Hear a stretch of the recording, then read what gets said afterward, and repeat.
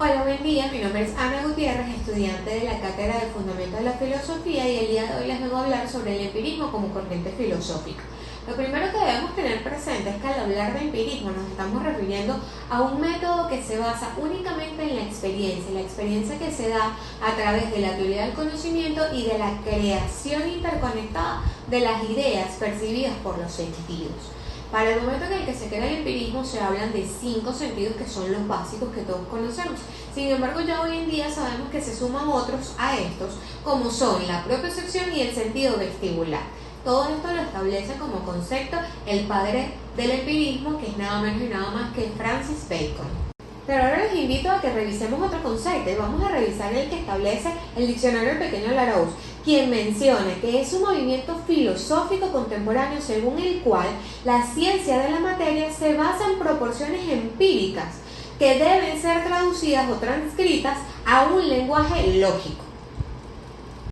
Entonces, partiendo de lo anteriormente expuesto, podemos decir que al hablar o al emplear el término empírico, nos estamos refiriendo primero que nada a una experiencia instintiva adquirida, que se va a producir a través de hechos no razonables, aunque sí observables.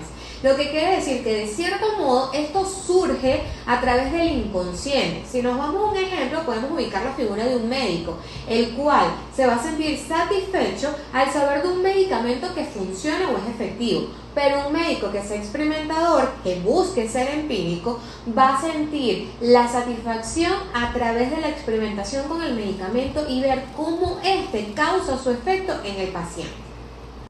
Muy bien, ahora revisemos una analogía como para que nos quede más claro esto y todos estemos en la misma sintonía. Acá podemos decir que el hombre, el ser humano, obra como los animales. ¿Por qué? Bueno, fácil, porque resulta que el ser humano va a actuar igual que los animales en base a lo que la consecuencia le permite percibir de acuerdo al proceso y a la función de la memoria. Un ejemplo claro de cómo interactúa esta consecuencia con la percepción del principio o de la función de la memoria, pues radica sencillamente en que todos los seres humanos esperamos día a día el amanecer. ¿Por qué? Porque así está establecido desde siempre y según lo que indican los astrólogos, aún en la actualidad, pues ese es un principio que se va a seguir repitiendo. Cada nuevo día va a tener un amanecer y como ya eso es algo establecido, es algo instaurado de acuerdo a la experiencia, pues todos los seres humanos diariamente vamos a esperar ese amanecer. Ahora bien, hablemos un poco de algunos de los precursores del empirismo y podemos empezar mencionando a John Locke, quien se destacó en la historia por ser un representacionalista, mientras que George Berkeley pues se perfiló o se identifica en la historia como un idealista y David Hume un sensista, y es acá donde se termina de consolidar que la experiencia sensorial es base del conocimiento, considerando estos tres autores que esta corriente es de gran importancia, puesto que ellos rechazan que las ideas en el ser humano son innatas o se desarrollan de manera innata, es decir, nacemos con ellas. Y así como hablamos de los precursores más importantes de esta corriente, pues lo mencionábamos al principio, pero también hay que darle un espacio para conversar de él y decir, ¿quién es el padre del empirismo? Lo mencioné, Francis Bacon. Francis Bacon en la historia se destaca como un filósofo, político y escritor. Pero es de gran importancia mencionar en este momento que Locke, al igual que Kant, que también participa en esta corriente, establecieron que la experiencia es la única fuente del conocimiento. Otro punto a conversar el día de hoy y de gran relevancia es mencionar que existen varios tipos de empirismo. El primero de ellos es el psicológico. Este nos establece que el conocimiento se origina directamente de la experiencia. Ya lo hemos escuchado durante todo este momento que les vengo hablando sobre el empirismo. En el caso de noxiológico, pues este afirma que el único conocimiento válido es el que proviene igualmente de la experiencia, que acá ya se establece que es un método que consiste en observar, medir y experimentar.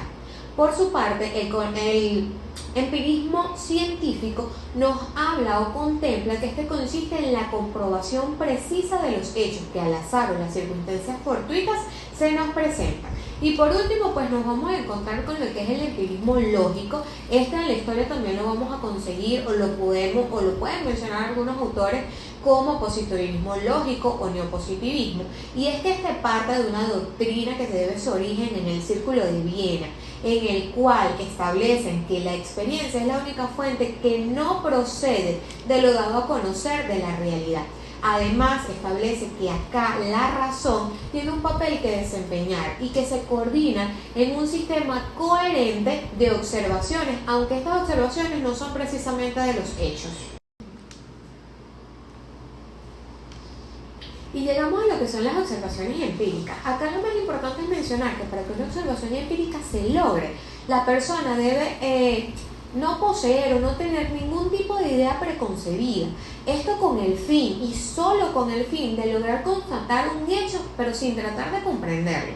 Es acá donde este género de observación se puede determinar que busca o está conformado siempre, busca ser la base de la ciencia. ¿Por qué? Porque es importante que mi observación no se vea truncada, no se vea interrumpida por la necesidad de buscarle un significado antes de conocer en sí misma lo que está ocurriendo en esa observación. Y comprendiendo ya lo que implica una observación empírica, pues cómo poner en práctica el empirismo propiamente. Lo primero es tener presente que hay que establecer cuáles van a ser los hechos de observación. Luego, pues darle un significado, pero ¿de qué manera? Estableciendo a través de leyes unas posibles hipótesis y luego de establecer esas hipótesis volver a hacer una observación para constatar que efectivamente sea así. Y finalmente, lo más importante de toda ciencia es establecer una verificación correspondiente, una observación científica. Y no puedo finalizar sin hablarles de lo que son los beneficios que ha aportado el empirismo en la psicología, puesto que lo primero que nada es que ha realzado, resaltado, ha hecho un énfasis especial en lo que es la ideación de las ideas y conceptos. Además, ha tenido un profundo impacto en lo que es el desarrollo de la psicología como una disciplina científica. En tercer lugar, pues nos vamos a encontrar que promueve la adopción de métodos científicos para estudiar el comportamiento humano y los procesos mentales, pero no solamente de una persona, sino de comunidades enteras. Y por último, pero no menos importante, pues ha favorecido lo que es la práctica clínica y la aplicación de intervenciones basadas en lo que es la evidencia, así como el posicionamiento de lo que hoy en día se conoce como métodos naturalistas, que se enfocan y buscan constantemente poder estudiar y aportarle al individuo de la manera más natural posible cada una de las experiencias. Definitivamente es un tema muy enriquecedor, es un tema que apasiona y que merece conocerlo mucho más a profundidad. Así que muchas gracias por tu atención.